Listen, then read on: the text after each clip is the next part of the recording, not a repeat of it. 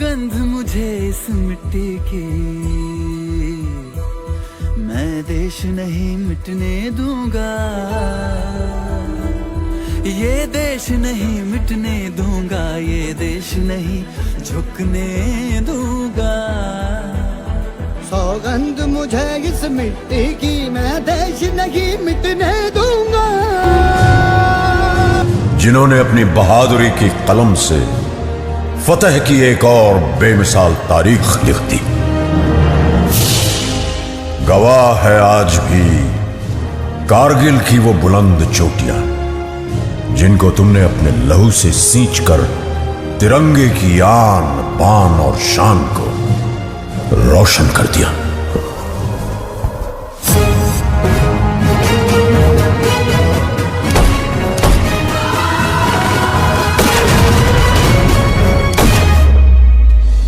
सन 1999 पड़ोसी मुल्क पाकिस्तान ने बगैर किसी आभास के अपने सैनिकों को एलओसी पार कर भारत की सीमा के अंदर भेज दिया। जनरल परवेज मुशर्रफ। जनरल का प्लान सीधा और साफ था, सर्दियों की चरम पर प्रशिक्षित कमांडोज को जिहादी जामा उड़ाकर भारत की सरहद के पार भेजना, वहां पोस्ट और बंकर पर कब्जा करके कश्मीर और लद्दाख को जोड़ती कड़ी को तोड़ना। द्रास सेक्टर की मुश्को घाटी, मारपुला रिज लाइन, कारगिल के आसपास काकसर, बटालिक सेक्टर, चोर बाटला सेक्टर और सियाचिन के दक्षिण में तुर्तुक पर पाकिस्तानी फौज ने धोखे से अपना कब्जा जमा लिया था। It was discovered when a patrolling party led by Lieutenant Saraf Kalia disappeared in a mysterious way, and after a few days the Pakistan Army handed over the shattered body parts, which cleared the intention of the brutal Pak Army. At that time, our Prime Minister Atal Bihari Vajpayee was a believer of peace and brotherhood, but the Pak Army betrayed his trust towards them. हम शांति चाहते हैं, ये तो दुनिया ने देखा। अब दुनिया ये देखेगी कि हम शांति की रक्षा के लिए और अपनी शक्ति का भी प्रदर्शन कर सकते हैं। लड़ाई के परिणाम के बारे में भी मेरे मन में कोई संदेह नहीं है। हमारी विजय निश्चित है और हम विजयी होकर दिखाएंगे। उन्होंने देश की तीनों सेनाओं को बगैर एक पल गवाए दुश्मन की गोली का जवाब गोलों से देने का आदेश सुनाया। तो भारतीय सेना ने तुरंत एक्शन लेते हुए युद्ध का ऐलान कर दिया।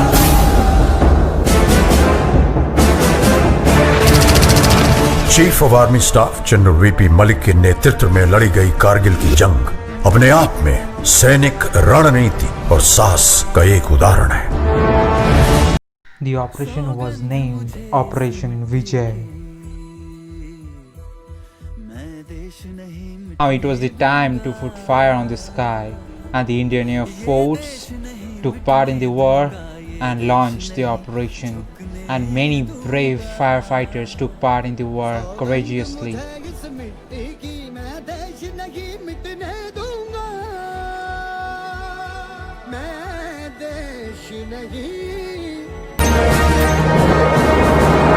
The operation launched by the Indian Air Force was named Operation Safed Sagar. The Indian Navy also took part under the leadership of Vice Admiral Mahadevendra Singh. The Indian Navy planned to attack towards the Karachi port. The Pak Army shattered, and the operation launched by Indian Navy was Operation Talwar. इतिहास बदलने जा रहा था। वंदे मातरम, वंदे मातरम, वंदे मातरम, वंदे मातरम। और रुख मोड़ दिए तूफानों के, चट्टानों को धूल बनाया है। दुश्मन हमको ना भूलेगा, उसे ऐसा सबक सिखाया है।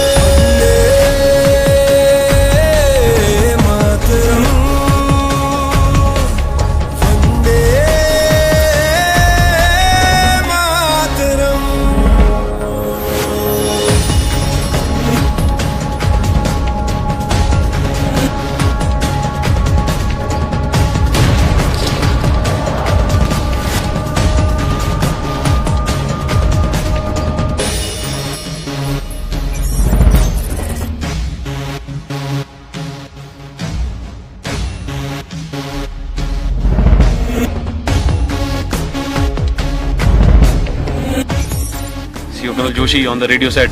After the another bunker was captured, my company's success की नलवाज ये दिल मांगे मोर. चाहे आंधी चले तूफान उठे बढ़ता ही रहे तू रुके नहीं जब तक है फलक जब तक है ज़मीं मेरा दिल ये कहे कभी झुके नहीं. बस यूं ही लहराए तिरंगा बस यूं ही लहराए तिरंगा. वंदे मातरम वंदे मातरम वंदे मातरम वंदे मातरम. अगर मुझे अपने खून को साबित करने से पहले मौत आ गई तो कसम से मैं मौत को ही मौत की नींद सुला दूंगा. कारगिल का ये युद्ध भले ही उच्च अधिकारियों की विस्तृत प्लानिंग और रणनीति के अनुसार लड़ा गया हो, लेकिन इसे जीतने वाले औसत 20 से 25 साल की उम्र के वो नौजवान सैनिक ही थे जो शेरों की तरह दुश्मन पे टूट पड़े. ये वो बेटे थे जिन्हें अपनी मां के आत्मसम्मान की चिंता अपनी जान से कहीं ज्यादा थी. पूरे विश्व पटल पर भारतीय विजय का डंका बजने लगा. आज हमारा भारत विश्व में एक नई शक्ति बन के उभर रहा है. कारगिल की ये विजय उस नए भारत की नींव का पत्थर है, क्योंकि इस युद्ध में बही खून की हर एक बूंद ने हमारे आज को सींचा है. वही खून प्रेरणा देता है, बढ़ो आगे, मत रुको, पूरी शक्ति सहित निर्भयता से हर असंभव पहाड़ इसी तरह जीत लो. सीने में जो भारत भूमि के प्रति प्रेम है वो पूर्ण प्रज्वलित हो. जब संपूर्ण विश्व के शीर्ष शिखर पर भारत का ध्वज फहराएगा, तब मेरे देशवासियों हर दिन विजय दिवस कहलाएगा.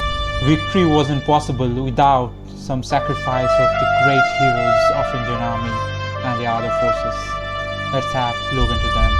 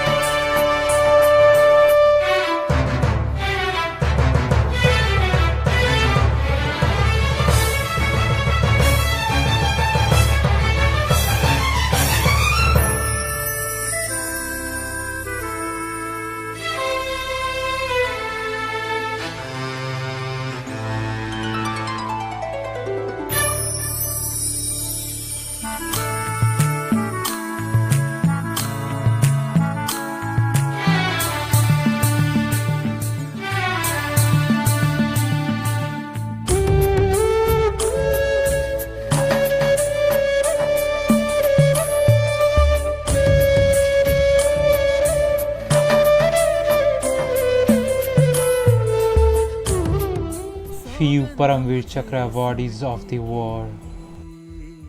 Captain Vikram Batra, popularly known for his signal Ye Dil Mange More. Ye Dil Mange More.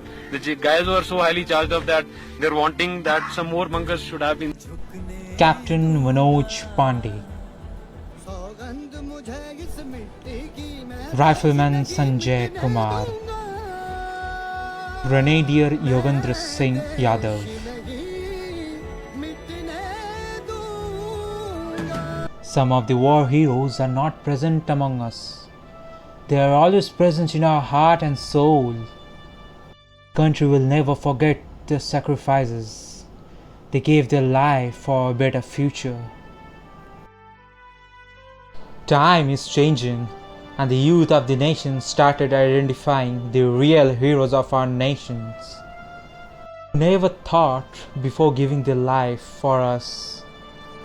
In the war, the maximum losses were between the age group of 25 years to 35 years.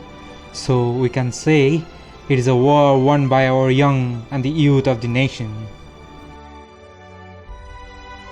On the ongoing war of 3 months, the Indian Defence Forces proved why they are called the elite of the elite army of the world. In that type of terrain, the ratio is 1:7. If 7 men started climbing a tree, only 1 will reach to the top.